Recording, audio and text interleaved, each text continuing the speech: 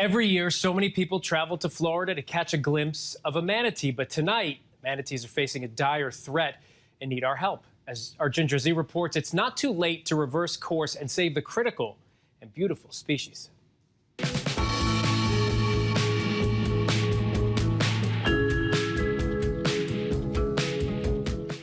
Hi, I'm Ginger Zee, and it's not too late. Today, this story is all about them, the iconic Florida manatee.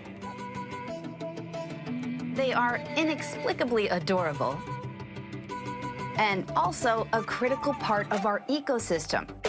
But right now, they're facing a dire threat.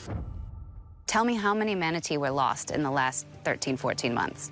Yeah, we had 1,100 just in 2021. We've now had almost 300 just in the first 2 months in 2022.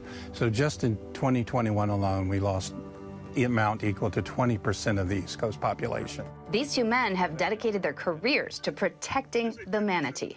Wayne has been counting manatee for 42 years, so he's going to take me to see some. Ready, Wayne? Ready. Manatees live in marshy coastal areas and rivers, like this one at Blue Springs State Park. There we are. We've got manatee. And they love to eat seagrass. They eat how much? They say 10% of their body weight. So if you're 2,000 pounds, you're eating 200 pounds a day. A day? Yes. But on the east, the lack of seagrass is really... Is what the problem is over there on the East Coast, right. Yeah. And it sounds like a very tough word, but starvation's it. Mm-hmm. That's it. Seagrass is dying because of water pollution. That's caused by excess nutrients from things like leaky septic tanks, fertilizer, and sewage. The pollution can make these harmful algal superblooms, which cloud the water and then block out sunlight. That makes the seagrass die.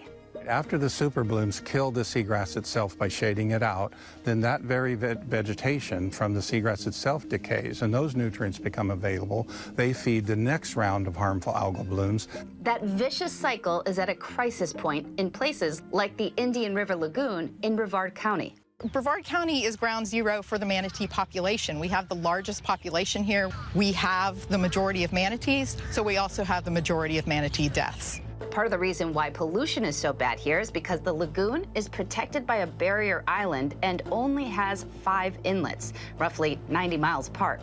And so what we put into the water here stays into the water here and just builds up over time. To help address the water pollution, Brevard County passed a sales tax. That would help with major infrastructure issues like sewage and septic tanks that are contaminating the groundwater. We currently anticipate that we will collect over $540 million, and that will fund, hundreds and hundreds of thousands of pounds of nutrient reduction. But we also need regulation to address new development. Because right now, when developments go in, there is no law or policy that says you have to do it this way. There is a lot of law and policy, but it is still insufficient. The silver bullets that have worked in other places, we have already done, and they weren't enough. So we need lots of small magic wands with everybody participating. One of those magic wands is a consumer incentive program. They call it Lagoon Loyal. It encourages people to reduce their own water pollution. So they can do simple activities on their own and earn points to go to businesses throughout the county. And so some of the activities include picking up after your pet waste, washing your car in the grass instead of on the cement where it's going to drain into the storm drains and then into the lagoon. When I was a kid, the river was gin clear. There were seagrass beds, as far as you could see, and so many fish. It was so beautiful. Laura Lee Thompson was raised along that lagoon and now makes her livelihood off of it. She has a family seafood restaurant, the Dixie Crossroads. So when we opened the restaurant 38 years ago, we served almost everything we served came out of the river. We had mullet and clams and oysters and different kinds of shrimp. And now I don't serve anything that comes out of the river now. The product is simply not available. So that incentive program, how does that work at your restaurant? So if they do something that alters their behavior, that benefits the lagoon and they print their coupon, they can come to the restaurant and get a 10% discount on their meal. Water pollution is not just a Florida or a Manatee issue, and there are simple ways that all of us can be better.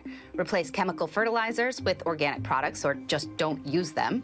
Mulch or compost yard waste. Don't dump motor oil down the drain. Dispose of it at an auto parts store. You can usually do that for free. Even with current efforts to reduce the water pollution, experts say it's going to take more than a decade for the manatees to recover. There they are. Oh, There's the babies. that buoy? Oh, right here. Okay. The fast-moving one is Plantaina, Okay. and the slower one is Pippin. We made it. There we are. We've got Manatee. For now, organizations across the state of Florida are working together to rehab more than 80 manatees and get them back to healthy habitats. I mean, he was young when he was brought in, so they want to be able to track him and make sure he adapts to wildlife. Learns how to get out there in the river and feed and find his way back to the warm water in the winter. Why do we care about manatee? Well, you hate to see anything disappear. If you save them, you save all kinds of smaller things that you don't never even know were in danger. I'm Ginger Zee, and it's still not too late for the manatee. Hi everyone, George Stephanopoulos here. Thanks for checking out the ABC News YouTube channel. If you'd like to get more videos, show highlights, and watch live event coverage, click on the right over here to subscribe to our channel, and don't forget to download the ABC News app for breaking news alerts. Thanks for watching.